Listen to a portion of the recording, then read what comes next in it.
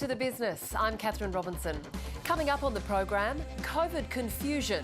Businesses call for a standard approach to lockdowns to limit the economic pain.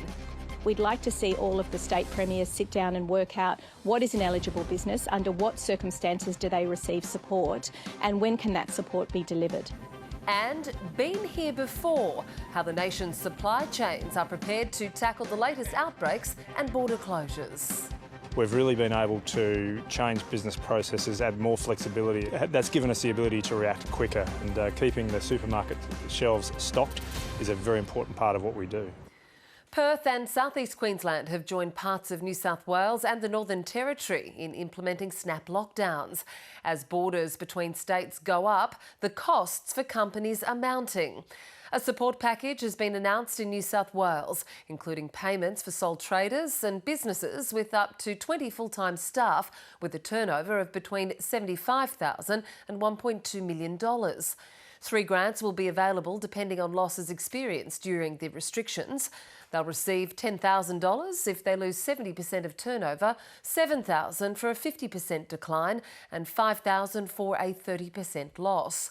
The New South Wales Treasurer says the support package will cover the entire state, not just the hotspots.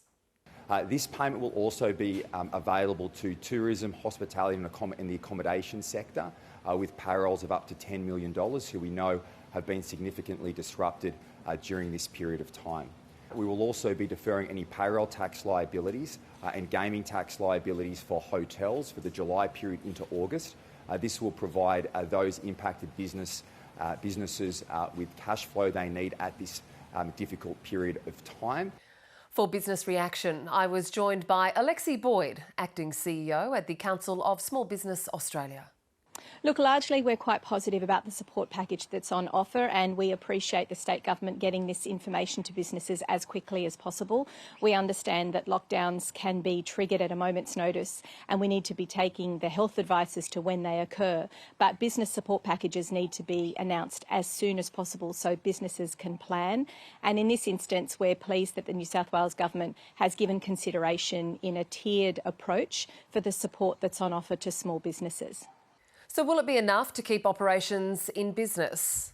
It depends on the business. For some businesses, the support packages on offer will barely even cover their energy bills, whereas for others it will help keep them afloat. So that's why we appreciate the tiered approach, because those who have been significantly hit by things like the school holiday closures, the inability to trade, or simply just being placed into lockdown as a result of the requirements by the government, it's great to see that they're looking at it as a business-by-business approach and then looking at what their losses have been in order to offer the support packages.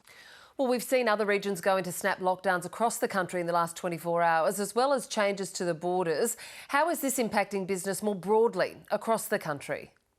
We're still experiencing a lot of confusion in the small business community. What our members at COSBOA are telling us is that they're unsure what to expect in terms of support, but even in terms of lockdown. When will a lockdown happen? What is considered an eligible business to receive support? There's a lot of confusion around there. What is an essential business? From one state to the next, it varies. And that's why we've been calling for a national standardised approach here at COSBOA since March 2020. We'd like to see all of the state premiers sit down and work out what is an eligible business, under what circumstances do they receive support, and when can that support be delivered. So have you had any feedback if those state leaders are getting closer to a standard approach? Different consultation processes happen between states. We're really pleased that some of the states do consult with organised bodies like ourselves in terms of talking to small businesses directly, speaking to those professional associations and checking in with small businesses through roundtables, etc. And we're pleased to see that approach happens. But again, a standardised approach to the way that they consult and get feedback from small business is really important. So how much confusion has there been around the closures? What have your members been telling you? Well, for example, between one lockdown to the next, we've got a situation in the Northern Territory where the Newsagents Association is not entirely sure whether or not their members are considered an essential service, an essential business. And if we had that approach in a national standardised approach to know what is considered an essential business between one area and the next, that would really, really help. So finally, Alexi, what is the impact of these lockdowns on the long-term viability of business? Oh, it's going to be massive. Every time there's a lockdown, we hear of swathes of businesses really looking at their bottom line and saying to themselves, is this really worth it? Do I continue as a small business owner? How many more of these lockdowns can I put up with? And I think what we're talking about here from the small business perspective is the knock-on effects of rent continuing, of energy bills continuing, of wages and maintaining that relationship that you have with your staff. So it's a compounding effect of multiple lockdowns that not only affects small businesses' bottom line, but small businesses as people. Alexi Boyd, thank you for your time. Thanks for speaking to COSBOA. As more parts of Australia enter lockdown, the focus is once again on our national supply chain. This time last year, the nation's freight and logistics sector faced an uncertain future as the COVID pandemic threatened to derail delivery of export commodities and household goods.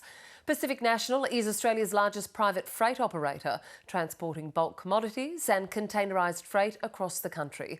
I was joined earlier by the newly appointed Pacific National CEO, Paul Scurrah. It is a challenging time as we go through this pandemic. I think it's going a lot longer than anyone hoped or envisaged over a year ago. The challenges we're now seeing are very similar to the challenges we saw last year. I guess the good news, though, is that through the experience of last year, we've really been able to change business processes, add more flexibility, and that's given us the ability to react quicker. We know that we're a very, very important part of the freight task in this country. We always feel as if we are, but I think people start to see that more publicly in times like this, and keeping the supermarket shelves stocked is a very important part of what we do. Well, freight logistics became an essential service last year, allowing the delivery of goods and services across borders. Are the settings now right to handle future outbreaks and border closures? Well, I subscribe to the view, Catherine, that you can always do better. But I have to say, and I watched this from the sidelines last year in a different role, Pacific National and the rail industry in general did a great job in becoming more flexible and standing up to the task. I think what we have learnt is that cross-border rail is a very, very good way, particularly when the borders are shut down, to keep the supply lines of the country open. So we are well equipped. We're doing our very best as an industry and as Pacific National, but you can always do more. And as we go through what we're going through this week and probably the coming weeks all across the country, we'll continue to keep an eye on what is working and what's not, and we'll strive to get better. Well, given what you've just said, does it surprise you that people still panic buy? Yeah, it does surprise me a bit, frankly. I mean, you look at the public one, which is toilet paper, and you can fit 25,000 rolls of toilet into one shipping container. We have 330 of those containers on any train that goes from the east coast to Perth, so that's 8.5 million rolls of toilet paper, and we have 20 of those services per day, and we're doing that all over the country every day. So just on that one alone, it does surprise me. Pacific National is the largest transporter of coal in New South Wales and the fastest growing coal haulage provider in Queensland. As the world moves to decarbonise, moves towards net zero emissions, coal stations come offline, how will this impact on the coal side of the business? Yeah, look, we're very balanced about our views on coal. It is an important part of our business right now. We are growing more aggressively in freight, but Australia produces exceptionally good quality coal. And it's going to continue doing so for some time. And by doing so, it will actually help minimise the impact of carbon emissions of coal burning for some time as renewables catch up and take share. And if it's going to be produced, I think it's far better that it's coming from Australia, because the quality of our coal is far less intensive from a carbon emission point of view. And if we jump too far the other way and we shut it down, the countries that are using coal are still going to find it, and it's going to be worse quality and probably worse for the world. Pacific National has recorded 2 consecutive years of financial losses of around $400 million. You've been installed to produce profits. Where do you think they'll come from? Well, I think that's a construct of the way the balance sheet is set up in our company, and it is a strong cash-generating business as we speak today. It generates more than $800 million in free cash every year. However, having said that, we do need to get more for our shareholders, and we do need to increase the focus on profit within our company. That, to me, is making sure that when we work with the big customers we've got, that we truly try to succeed together and make sure that both of us are in a position of making the sorts of returns that we want to make. Paul, it's been around half a year since you left Virgin. Why did you decide to take up the reins at Pacific National? Look, I think one of the things I was really keen on doing was get back into the rhythm of doing some heavy lifting in the time of challenge for the country. I have some experience in rail and freight and logistics, and I thought I could add a lot of value. But I see a great future for it. I think that's the strongest pull for me to come here to Pacific National was a great group of people who do a really, really good job. Well, on the aviation sector, Paul, there are calls for aviation workers to get the jab after an unvaccinated Virgin flight attendant tested positive. How big a failure is this on Virgin's behalf? Well, I think the country is way behind in terms of the vaccination rollout and the speed of that rollout. If you look at what we're seeing overseas right now, you're seeing a virtual reopening of the economy in the US and in Canada. You're seeing aviation start to re-emerge to numbers and levels they had pre-pandemic. So I'm disappointed that as a country our vaccination rollout program has been so slow, and that our hotel quarantine has been substandard in many ways, and it's allowed this COVID Delta variant to get out. Well, should airlines be flying around with unvaccinated crew? To be honest with you, the position I took back in the days that I was the CEO of Virgin, it is incredibly difficult to actually see a widespread outbreak if you fly. You know, you'd need to ask those who are now running the airlines what position they take on that. I do support a position where we are openly flying again throughout, at least domestically, throughout every state in this country. And Paul, how would you say your successor, Jane Herdlicker, is going? Oh, look, I'm very busy, focused on my day job at Pacific National. Just generally, I keep an eye on the aviation sector. One thing I'm thrilled about is that the great people of Virgin have a future, and that was because of the new owners that came in and took over. So I'm really thrilled for them. Paul Scurra, thank you. Thanks so much, Catherine. To the markets now, and Australian shares have dropped for a second day in a row as more states are affected by coronavirus restrictions. Outdoor clothing retailer Kathmandu, which owns surf brand Rip Curl, revealed it expects group sales to come in below its original forecasts at $866 million. Its share price fell 4%.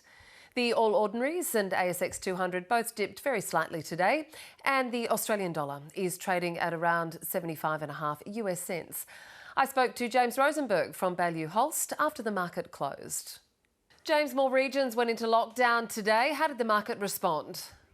Surprisingly maturely, Kath. The leads were a little bit negative overnight, and there was a number of real estate investment trusts going ex-dividend today. So when announcements about further lockdowns came, the market was down about 66 points at one point, almost 1%, but recovered pretty strongly during the day to close down 6 points negative only. Very strong performance given the news around the country today. Kathmandu issued a profit warning on the back of all these lockdowns and COVID. What sort of hit has it taken? Kathmandu were the first retailer to come out and warning that earnings will be affected by lockdowns. The stock was only down about 4%, which was pretty good given the scale of the downgrade. They've said that 40 stores in Sydney have been forced to close, 26 in Western Australia, probably more in Queensland after that announcement today. Earnings are going to take a hit of about $13 million, and the fact that the market was only down 4% in the stock suggests to me that the market really is thinking in the longer term and hoping that these lockdowns are pretty short-lived. And finally, James, we're nearing financial year end and there's some M&A activity. There is, Kath. As you know, it's been a stellar year in investment markets, with the Australian market up 23% year to date. A week ago, we saw Soul Patts and Milton Corporation agree to a merger, and today it was the turn of Templeton Global and WAM Global. This is going to create a $900 million company. Templeton is an investor in names like JP Morgan, Samsung and American Express. They have been trading at a discount, as I mentioned, and today's news will narrow that discount a bit. The stock was up about 4%. James Rosenberg, thank you. Pleasure. And that's all from The Business. I'm Catherine Robinson. Thanks for your company. Good night.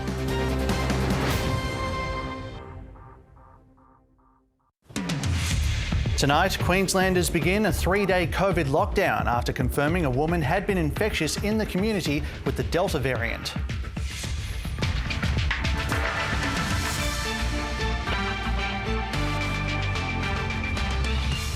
3 other states and territories grapple with lockdowns as the Delta strain continues to spread across the country.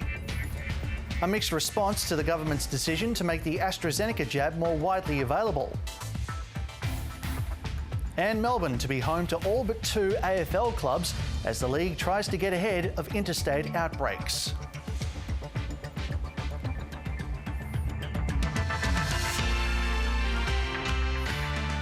Good evening, Manny Tsigas with ABC News. Cities and regions across 4 states and territories are now in lockdown with new COVID infections emerging across the country. Tonight, southeast Queensland, Townsville, Magnetic Island and Palm Island have all entered a 3-day lockdown. 2 new cases were recorded in Queensland, including an unvaccinated hospital worker who may have been infectious for a week. Perth and the adjoining Peel region also went into lockdown last night. WA recorded no new infections today, but was worried that a case identified yesterday got the virus through fleeting contact. The biggest outbreak is still in New South Wales, with 19 new cases recorded. But its Premier, Gladys Berejiklian, remains hopeful a potential surge in cases has been avoided. The Northern Territory has recorded another 2 cases, bringing the total from the Central Australian mine outbreak to 9. Meanwhile, Victoria, South Australia, Tasmania and the ACT have all recorded no new cases.